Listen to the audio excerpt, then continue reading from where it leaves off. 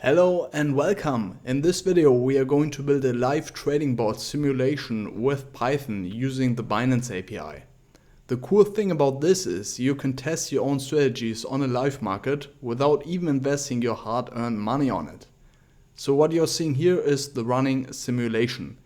As you see, we are currently in a position with a certain target profit and stop loss. The C column is the live price, and we are receiving 15-minute K-line data and also 1-minute K-line data. So once this price is hitting either the stop loss or the target profit, we are selling. From then on, we are checking the buying conditions again. For the sake of simplicity, I'm buying the coin when the 15-minute return is negative and the 1-minute return is positive. The simulated strategy is of course not sophisticated at all. I'm just taking a simple example to make things accessible. So let's take a look at how this trade turned out here. So still in a position. We didn't hit the target profit or stop loss yet. Now we did and made a slight profit. So this says nothing, right? This is just one trade. Could also have been the stop loss here, right? And as you see on the next tick, we are already buying the asset again. Why? Because buying conditions are fulfilled, right? 15-minute return is negative, 1-minute return is positive. So we sold and directly bought again here. And we will see how this is turning out once the target profit and stop loss is being hit. All right.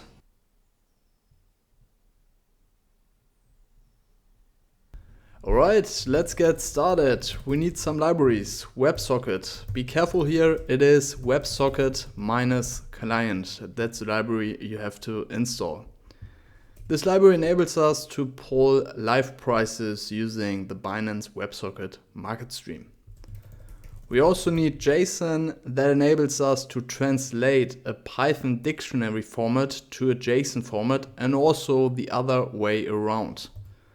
And finally, we need pandas for data handling. Next, we need our endpoint and define the endpoint in the Binance API documentation. So you see I'm in the WebSocket market streams section here, and here you see the base endpoint is this or this. And you can also see raw streams are accessed at /ws here. So we're going to copy paste this here and add /ws to that and define this as our endpoint. And add /ws to that. Endpoint defined. Now next, we want to subscribe to a stream, or rather multiple streams. So how do we do that? You see live subscribing to streams is working like this. So we have to send a message to the server in this format here. So we're going to do that. I'm copy pasting this standard or this default message here and do the right amendments. So I'm going to define our message, then copy paste this and pull our two Dogecoin streams here. So first one is 1-minute K-line data and second one is 15-minute K-line data. So how can I know this here? Is also found in the documentation. You can take a look at, give me a second, K-line candlestick streams here. You see symbol at K-line and then underscore interval. So I got that from here. And here you see the intervals which are possible. So symbol, Doge USDT at K-line underscore 1 minute and 50 minutes. Also, we have to pass an ID here. So ID is just 1. And with that, we have defined our message. Problem with that is the server won't be able to read that. So we have to transform that to a JSON format. So I'm simply taking JSON dumps and pass that Python dictionary. And with that, I have my message readable for the server. So next we are going to set up Websocket, and I'm sticking to the Websocket documentation. I will link that in the video description. So on open, passing WS, I want to send my message to the server. So whenever I start a WebSocket stream, I want to send this message to the server so that the server knows what I want to receive. So I'm going to send using WS send and provide our message. Nothing more than that, and with that the server knows what do we want or what are we interested in. Next, we want to define how the message from the server is looking like. So we are defining on message, pass WS and message, and we are starting with I'm just calling that out or output, and use JSON loads on the message. So this is important because when we receive data from the server, it is also in JSON format, and with that I'm transforming that to a Python dictionary format. And that's already it for now for the message from the server, because I want to do it step by step. And with that we have everything we need. So we only have to define what exactly is WS, and WS is WebSocket.WebSocket app. Then we pass the endpoint, define on message as on message, and on open as on open. And with that we should receive messages from the server containing Doge on the 1 minute K line and on the 15 minute K line. I'm going to run this forever, WS run forever, and start that. So let's see what we got. And as you see, now I'm getting a live stream of 1 minute and 50 minute K-line data. Here, as you see, right? Looks a bit cryptic, but I will guide you through that by doing the right manipulations. So let's stop it for now and see what we actually need. So let's actually take a look at this message in detail. So you can pull variables out of this WebSocket stream by simply defining them on the global variable space. So let's start that again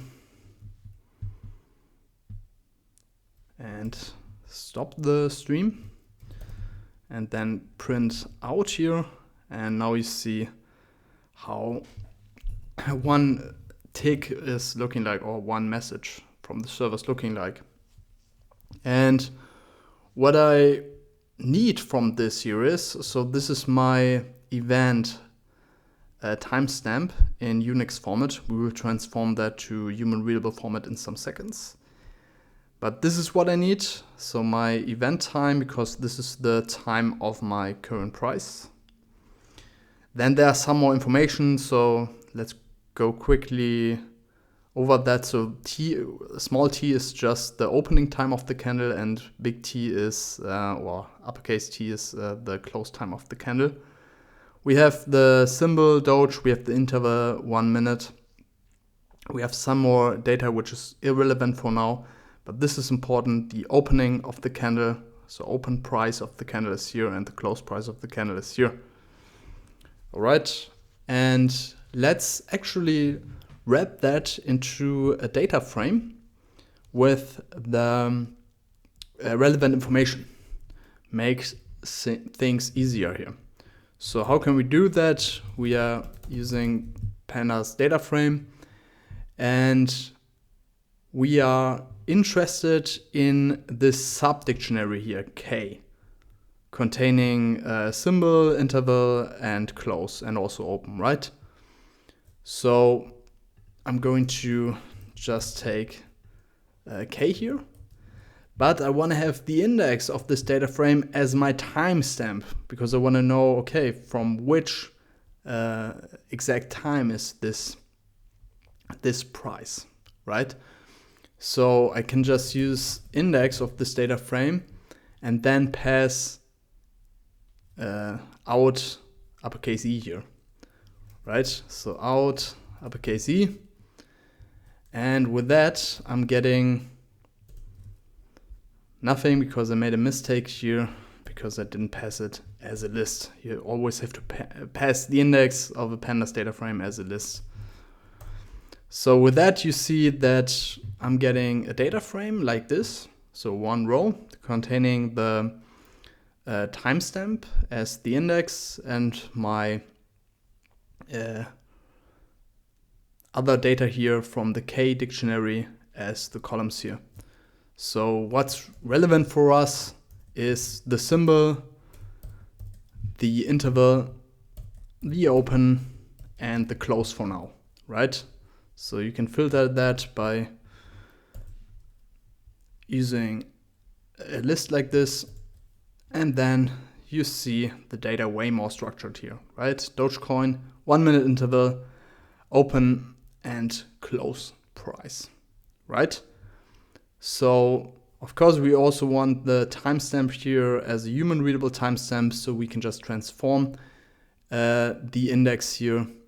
So can use pandas to datetime on that and set the unit to ms. And with that, we are getting it way more beautiful date and time here, right? And information we need, Doge, 1 minute, open and close. Perfect. So let's integrate that into our live data stream. So I'm just copy pasting this here, and I'm defining a data frame here and using the syntax I just explained here. Right, so we don't really need out anymore as a global variable, but I want to have the data frame as a global variable here. Okay, and finally I just want to print out this data frame, and with this we are already getting some very nice lucid data here. So let's start that stream again. Can get rid of that. And now you see this beautiful live stream containing the timestamp, the close of that timestamp, the open of that candle. And you see we are getting that for the 1 minute and for the 15-minute time interval. Very nice, right?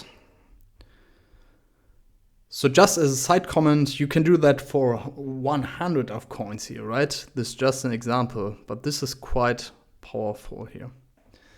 And next, we want to calculate the return over 1 minute and over 15 minutes. And that is very straightforward because you are just taking the close price and divide it by the open price. And with that, you have the 15-minute return, nothing more than that.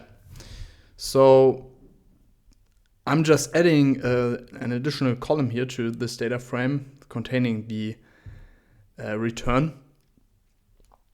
And yeah, with that, I can just add the return. So let's add an additional column here.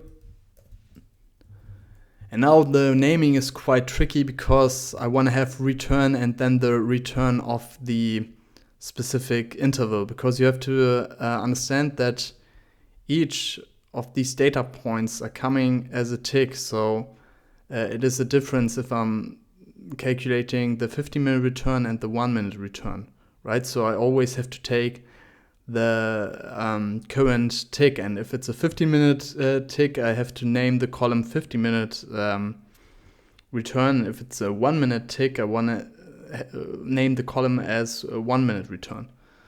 So I have to give it a flexible name here, just calling that red for return, and then add the value of the I of this data tick.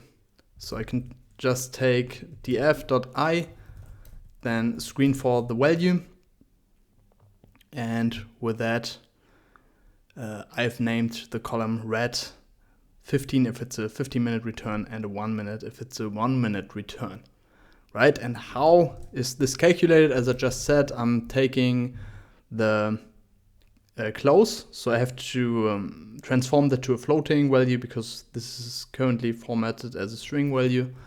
So I'm taking df close divided by the typecasted open and subtract a 1, and with that I have the return. So let's stop this for now and execute that, and you will see that you're getting, if I have a 15-minute interval, I have a 15-minute return and a 1-minute return here, right? Pretty nice. Now it's getting quite tricky because you have to screen for the conditions, right? So the conditions again where 15-minute return is smaller 0, 1-minute return is larger 0. For that you have to store these returns somewhere, right? Because currently they're just floating in as a tick from the server. So for that I'm using a dictionary to store them, and whenever I'm getting a new 50-minute return, I change the dictionary value, and whenever I'm getting a new 1-minute return, I'm changing the dictionary value as well, right? So let's stop the stream for now and define a return or returns dictionary, which is nothing more than 1 minute, and I'm just setting a default value here to 0, and also has a 15-minute return here. And these values I'm just updating whenever I have new data floating in from the stream. So with that I'm keeping track of the returns. And how can I do that? Same logic as here, right? So I'm screening the dictionary returns for the interval value. So I'm talking about this value here. And then I change it accordingly, right? If I get a 15-minute interval tick, I'm taking the 15-minute return, and same logic for the 1-minute return. So if I'm getting a 15-minute tick here, I simply do the exact same calculation as above here. Right, so what exactly is this doing? This is changing the returns dictionary and is filling the new return for 1 minute and 50-minute for the respective data tick from the Websocket stream. All right, and with that, I have my return values somewhere, and now I can do the trading logic in quotation marks, or the trading simulation logic, right? And that's actually quite straightforward. First, I have to set an initial position value. So I'm just doing that here.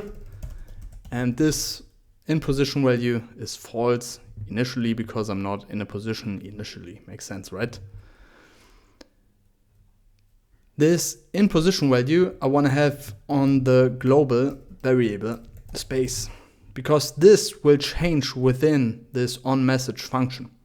And I always want to have it stored in the global variable space. What I also need in the global variable space is my buy price. So I'm defining the buy price as well here, as this is a reference point for the stop loss and target profit. So these are my variables I need in the global variable space here.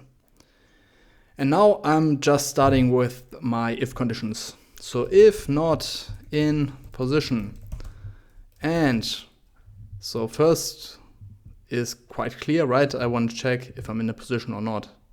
If I'm in a position, I don't want to check my buying conditions. So if I'm not in a position and my returns dictionary value for 15 minutes is smaller 0 and my returns dictionary value for 1 minute is larger than 0, as said, this is just an example. You can play with whatever fancy strategies you have in your mind, right? But for now, this is the buying condition. And when these conditions are fulfilled, I want to store my buy price. And my buy price is simply my C value. So this value for which I bought the asset. When these conditions are fulfilled, I also want to set my position value to true.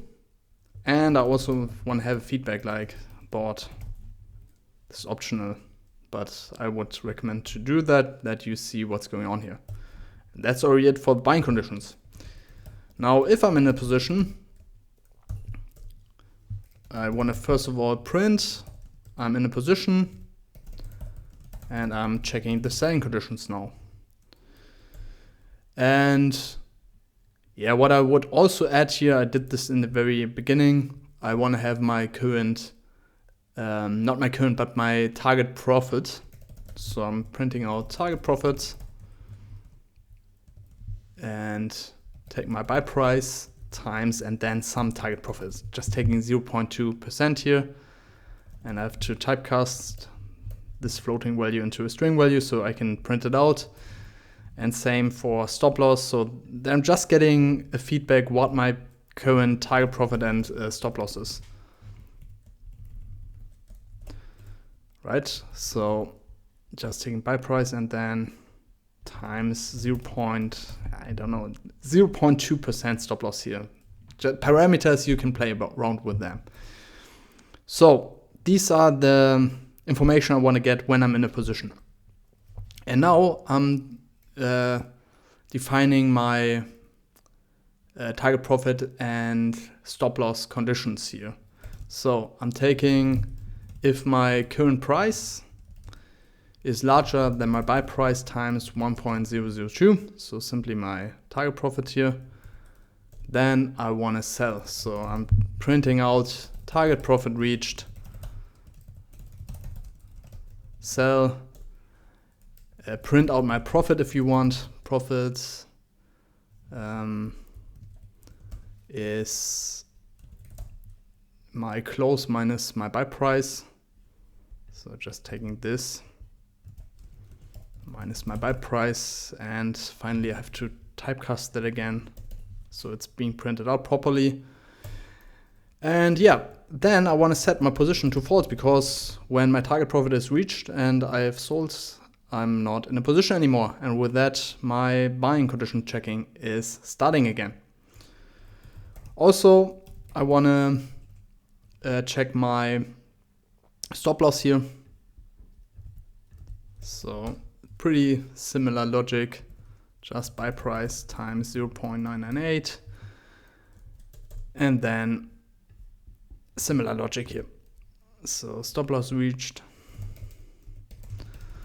reach sales. So you see a lot of printout stuff here. I don't want to bore you, but it has to be done and I want to be complete here. So in that case, we made a loss as we hit the stop loss. Of course, afterwards here also in position false, as we're not in a position anymore. And that's basically it to run the simulation. So let's execute that. And as you see, we are seeing nothing. That is the case when there is something off in the syntax. So most probably it is happening before this printout statement, and I already see the mistake. I forgot a dot here, right? So this won't happen if you are working with an IDE, but this should solve that. So let's stop that for now and run it again. And with that, you see that the simulation is running. So we even have a trade here. So we have a negative 15-minute return and a positive 1-minute return. So we are buying, then we're checking the selling condition here. And this is running live here, right? So of course, what remains to be done is to store those trades somewhere. So this is basically just appending them to a list, or maybe work with a database or a CSV file. But as I know you are very creative in that. But if you need any support with that, let me know below. And yeah, I hope this was interesting, helpful, and definitely play around with that, build some more complex strategies, and let me know your interesting findings in the comments below. Thank you very much for watching and have fun with that. Looking forward to seeing the upcoming videos. Bye bye.